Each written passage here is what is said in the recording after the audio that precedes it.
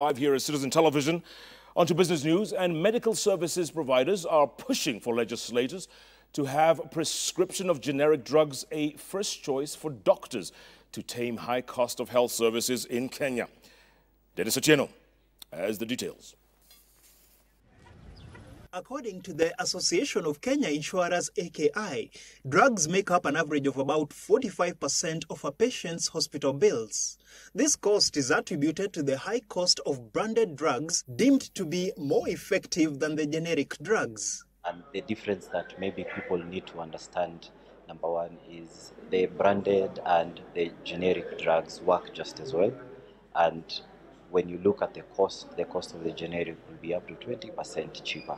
Industry players now calling for a legal framework that will see stakeholders in the health sector increase the use of generic drugs and only resort for branded drugs when there is no option for generic. If the use of generic drugs is increased, then Kenya will be following in the footsteps of countries such as India and the United States of America that have implemented similar health policies. Recently, we heard from India. They are actually coming up with a law to make sure that all doctors prescribe generics. US, 89% of all prescriptions done there are actually for the generics. According to the 2015 industry report by IRA, 10 out of 20 companies offering medical covers reported underwriting losses in this category. The use of branded drugs in Kenya currently stands at an estimated 80%, but industry experts reckon that this can be reduced by almost half through increased use of generics. Dennis Otieno, JKL. All right, thank you, Dennis. Now, here's a warning or message to all car owners out there. Motorists who fail to collect their vehicle's logbooks within a month after ownership transfer from the National Transportation and Safety Authority will be charged a levy starting next month. According to the NTSA Director General Francis Meja, following the inception of the online vehicle transfer in July, over 10,000 logbooks remain uncollected at their offices. So far, some 110,000 vehicle ownerships have been transferred, while 350,000 have been registered. Because this is still new, we have so many uncollected logbooks. I think we over 10,000 logbooks are yet to be collected. And to discourage people from that practice, actually from October, I think we are starting to charge a levy for those people who will take more than a month to collect their logbooks, so that we discourage people need to take these documents.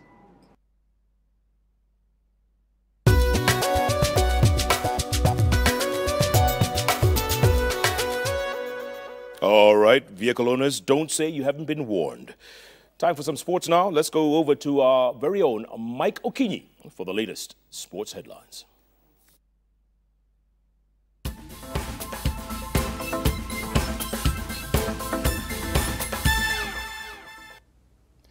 Good evening. Time for sports news. The Kenya Sevens women rugby team has shifted their training camp to Mombasa in preparation for the Africa Cup to be played in Tunisia on the 16th and 17th of September 2017.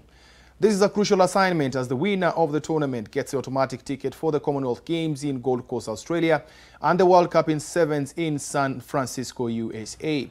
While the ladies have a tough qualification path ahead of them, the men's Sevens team will take part in both competitions.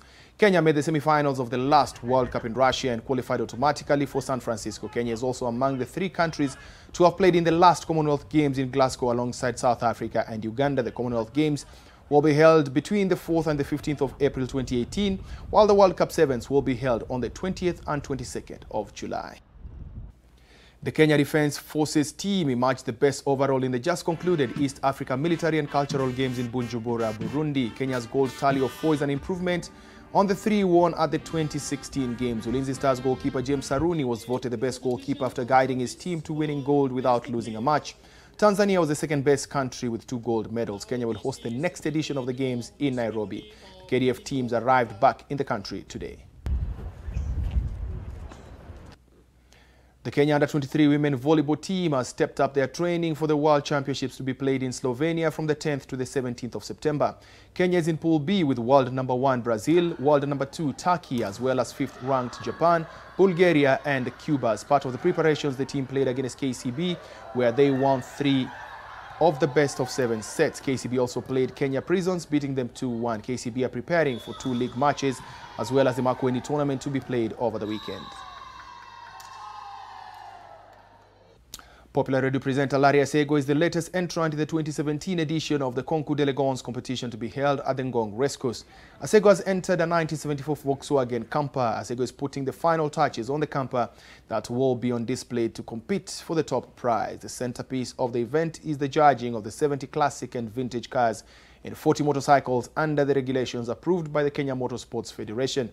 There will also be a sale of vintage cars manufactured before 1992. Only 30 will be sold on a first-come, first-served basis for the sellers. African giants Egypt moved closer to a first World Cup appearance since 1990 when they beat Uganda 1-0 last night thanks to an early goal from Liverpool striker Mohamed Salah. With his hands up, he's ignored for now. It's a beautiful ball to Mo Salah. Brilliant initial save, but it's gone over the line. And Egypt have their early goal they craved. And it comes from their superstar. Tafati lost it, a left-footed cross, surely could be number 2. Well, that is stunning goalkeeping from Onya. And finally, Radamel Falcao scored a second-half equalizer as Colombia snatched a 1-1 draw to halt Brazil's remarkable run of 9 consecutive World Cup qualifying victories. And again towards Neymar, and he drills it in, William. Perfect layoff, but even better finish. Yes. Digs out the cross, it's Falcao! They're right back in it! He only needed 1 shot. That's sports for tonight. I'm Michael Kinyi. Let's do this again tomorrow.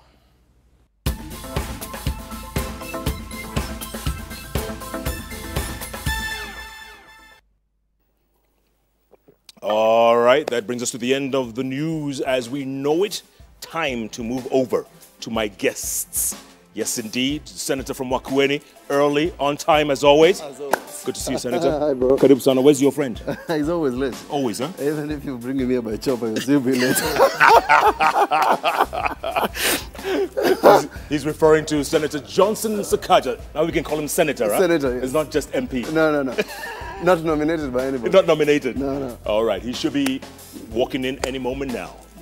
We're asking you the question, are these 2 legislators, namely Mutula Kilonzo Jr. and Sakaja Johnson, a reflection of what we call the future of Kenya?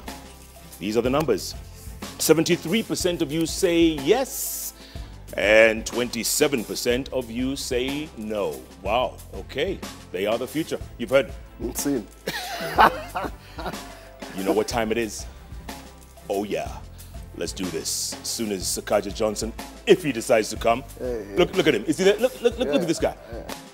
Oh, Mweshimiwa. Just strolling. You're gonna be rapping for us too as you come? Hi, bro. How are you? Very well. I like the combatant. I like it too. How are you doing? All right. They're both in the house. They're both accounted for. It's time for JKL. We're going to take a quick break, come back, plenty to discuss with these young leaders of tomorrow. JKL takes a break. We'll be back in a moment. Kambatai.